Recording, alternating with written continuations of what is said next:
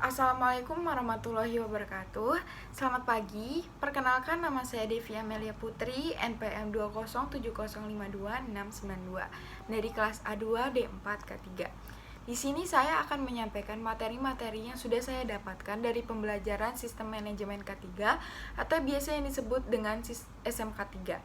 Materi yang sudah saya dapatkan dari pembelajaran Sistem Manajemen K3 yaitu bagaimana caranya untuk menangani dan mempelajari Sistem Manajemen K3 di perusahaan tersebut dengan mempelajari bahaya dan risiko yang sudah ada dalam melakukan pekerjaan dan mencegah terjadinya kecelakaan kerja pada saat melakukan pekerjaan tersebut, menerapkan dan memeriksa apa yang harus dilakukan oleh petugas K3 di dalam perusahaan. Jadi petugas K3 itu perlu melakukan inspeksi, checklist, atau memeriksa alat-alat yang perlu digunakan atau mesin-mesin agar tidak ada terjadinya kecelakaan kerja pada saat melakukan pekerjaan atau memeriksa tempat kerja tersebut.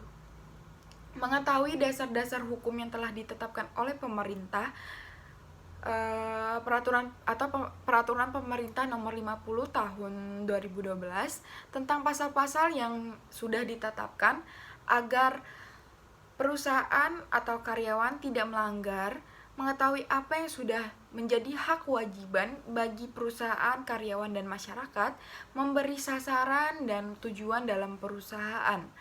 Selanjutnya, tentang peraturan kesehatan dan keselamatan kerja.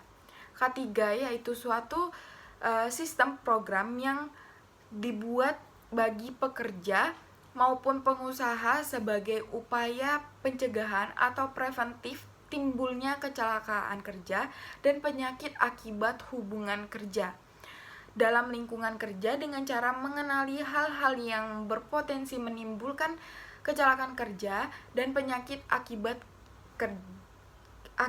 hubungan kerja dan tindakan antisipatif bila terjadi hal demikian.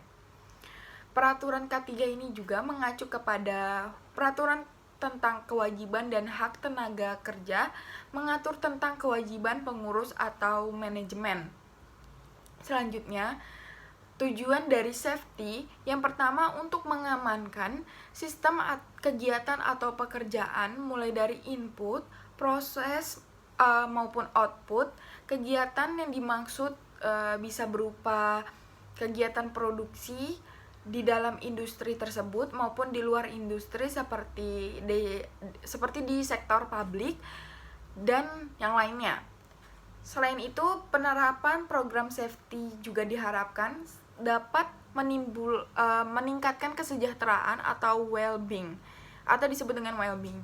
Selanjutnya, potensi bahaya ini tidak cuma satu, tapi memiliki banyak bahaya lainnya, yaitu bahaya yang di tempat kerja itu ada bahaya fisik, bahaya kimia, bahaya listrik, bahaya psikologi, bahaya biologi, dan bahaya ergonomi. Semua dari masing-masing bahaya ini sudah memiliki resiko-resikonya sendiri. Selanjutnya, tentang penerapan SMK 3 atau Sistem Manajemen K3 diwajibkan kepada perusahaan yang telah mempekerjakan pekerja atau buruh paling sedikit 100 orang dan perusahaan yang mempunyai pekerjaan dengan tingkat potensi bahaya tinggi. Oke, selanjutnya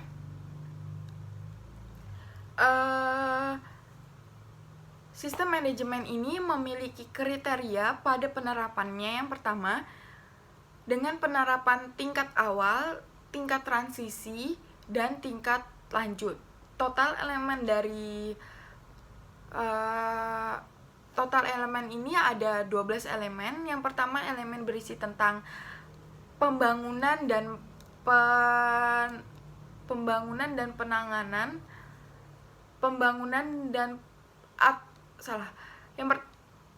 yang pertama pembangunan dan pemeliharaan komitmen, yang kedua strategi pemeliharaan atau strategi pendokumentasian, yang ketiga peninjauan ulang, desain dan kontrak, yang keempat pengendalian dokumen, kelima pembelian, keenam itu keamanan bekerja berdasarkan SMK 3 atau Sistem Manajemen K3. Yang ketujuh, standar pemantauan.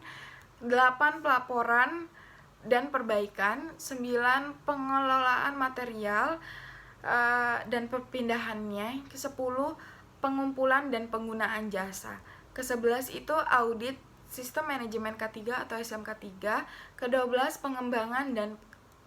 pengembangan keterampilan dan kemampuan. Selanjutnya, tingkat penerapan SMK 3 atau Sistem Manajemen K3 berdasarkan sifatnya ada kategori kritikal, yaitu temuan yang mengakibatkan fatality atau kematian. Jadi ini sangat bahaya. Yang kedua, kategori mayor, itu ada tidak memenuhi ketentuan peraturan perundang-undangan sesuai peraturan pemerintah nomor 50 tahun 2012 tadi, tidak melaksanakan salah satu prinsip SMK 3 atau Sistem Manajemen K3. Terdapat temuan minor untuk satu kriteria audit di beberapa lokasi. Yang ketiga, kategori minor, ketidakkonsistenan dalam pemenuhan persyaratan peraturan perundang-undangan, standar, pedoman, dan acuan lainnya. Dalam elemen ketujuh, memiliki sub-elemen ada pemeriksaan bahaya.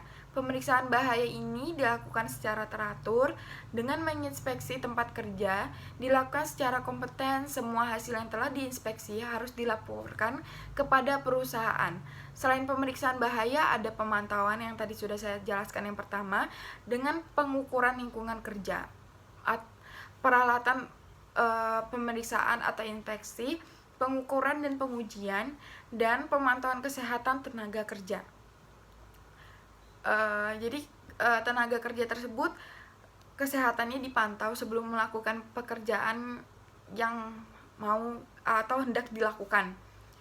Selanjutnya, tentang pengelolaan material dan perpindahan.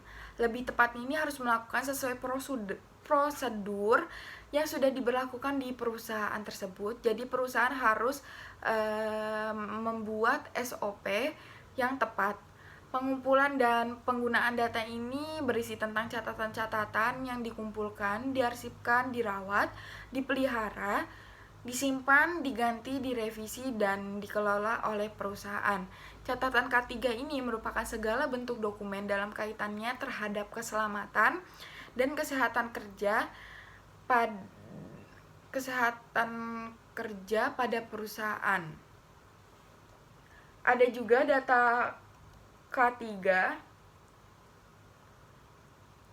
merupakan kumpulan atau keterangan atau bahan nyata yang dapat dijadikan dasar kajian atau analisis kesimpulan.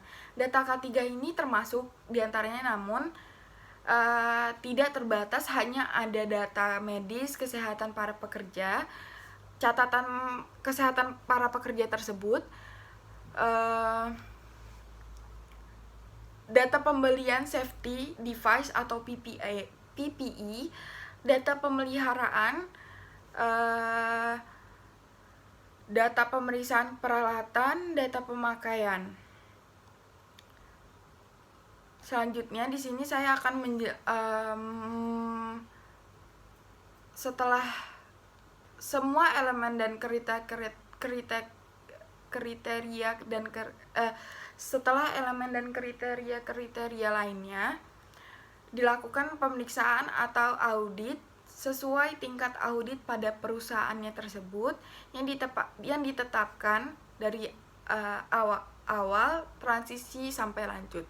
Maka dibuatlah hasil laporan hasil dengan audit dengan halaman muka. Audit SMK 3 ini adalah pemeriksaan secara sistematis dan independen terhadap pemenuhan kriteria yang telah ditetapkan untuk mengukur suatu hasil kegiatan yang telah direncanakan dan dilakukan dalam penerapan SMK 3 atau Sistem Manajemen K3 di perusahaan. Selanjutnya, tentang Peraturan Pemerintah Republik Nomor 50 Tahun 2012 tentang penerapan Sistem Manajemen K3 atau SMK 3, menimbang pasal, mengingat dan menetapkan peraturan pemerintah dalam SMK 3 ini. Penerapan SMK 3 ini bertujuan untuk yang pertama meningkatkan efektivitas perlindungan keselamatan dan kesehatan kerja yang terencana, terukur, terstruktur, dan terintegrasi. Yang kedua, mencegah dan mengurangi kecelakaan kerja di perusahaan tersebut dan penyakit akibat kerja dengan melibatkan unsur manajemen pekerja atau buruh dan atau serikat pekerja serikat buruh, serta menciptakan tempat kerja yang aman dan nyaman dan efisien untuk mendorong produktivitas tersebut. Dari hasil rekapan yang sudah saya sampaikan tadi, dari materi yang sudah saya jelaskan ini, kesimpulannya yaitu penerapan sistem manajemen K3 ini wajib atau perlu dilakukan oleh perusahaan agar perusahaan bisa meminimalisirkan kecelakaan kerja guna menciptakan tempat kerja yang aman dan efisien, memberikan pengawasan terhadap proses bekerja, memberikan training K3 itu wajib juga, sebab dari training yang dilakukan kepada tenaga kerja bisa mengurangi kesalahan K3, bisa mengurangi kesalahan-kesalahan yang bisa merugikan dirinya sendiri dan orang lain, memeriksa atau memberikan antisipasi pada saat memberikan antisipasi dari perusahaan harus melakukan safety talk dan safety induction kepada pengunjung dan pada karyawan agar mereka mengerti akan keselamatan dan kesehatan di tempat kerja yang hendak dia lakukan atau yang hendak dia kunjungi. Patuhilah aturan-aturan yang sudah ada yang sudah menjadi hak kewajiban bagi karyawan untuk menaatinya, bekerja dengan aman agar tidak ada terjadinya potensi bahaya yang sudah mendapatkan resiko dari bahaya tersebut di sekitar kita semua. Selanjutnya tentang inspeksi dan catatan K3 harus dilakukan karena penting. Jadi catatan K3 ini perlu dilakukan agar tidak ada terjadinya agar tidak terlewatkan bahaya-bahaya yang terjadi atau pada saat kecelakaan kerja tersebut. Sekian dari penjelasan materi yang sudah saya dapatkan dari pembelajaran sistem manajemen K3 ini. Jika ada kesalahan dan kekurangan dalam menjelaskan, mohon dimaafkan karena saya sedikit mengambil materi-materi yang sudah saya dapatkan dari pembelajaran sistem manajemen K3. Sekian dari penjelasan materi saya. Wassalamualaikum warahmatullahi wabarakatuh. Selamat pagi.